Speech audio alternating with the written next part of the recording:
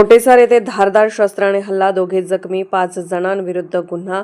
शिरोळ तालुक्यातील कवटेसार येथे धारदार शस्त्राने हल्ला करून दोघांना जखमी केल्याची घटना घडली असून या प्रकरणी जयसिंगपूर पोलीस ठाण्यात 5 जणांविरुद्ध गुन्हा दाखल करण्यात आला आहे। याबाबत पोलिसांकडून मिळालेल्या माहितीनुसार फिर्यादी सिद्धार्थ पांडुरंग मोठे वय 23 राहणार मूळ अवधूत कॉलनी कुपवाड तालुका मिरज जिल्हा सांगली सध्या सांगली सिव्हिल हॉस्पिटल यांनी दिलेल्या फिर्यादीनुसार ही घटना दिनांक 2 एप्रिल 2026 रोजी दुपारी 12:30 ते 2 वाजण्याच्या दरम्यान कवटेसार येथील पाण्याच्या टाकीजवळील रस्त्यावर घडली।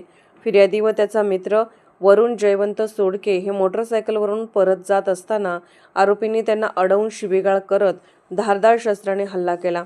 या हल्ल्यात दोघेही जखमी झाले असून त्यांच्यावर सांगली सिव्हिल हॉस्पिटल येथे उपचार सुरू आहेत। या प्रकरणी सचिन पाटील, प्रतीक पाटील व त्यांच्या अन्य 3 नातेवाईकांविरुद्ध जयसिंगपूर पोलीस ठाण्यात गुन्हा दाखल करण्यात आला आहे। प्राथमिक तपासानुसार फिर्यादीचा भाऊ तेजस मोठे व आरोपी क्रमांक 1 यांच्यातील कौटुंबिक वादातून हा प्रकार उद्भवला असल्याचे समोर आले आहे।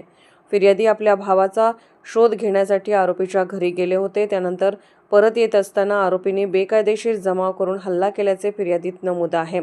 SK news Jaysingpur.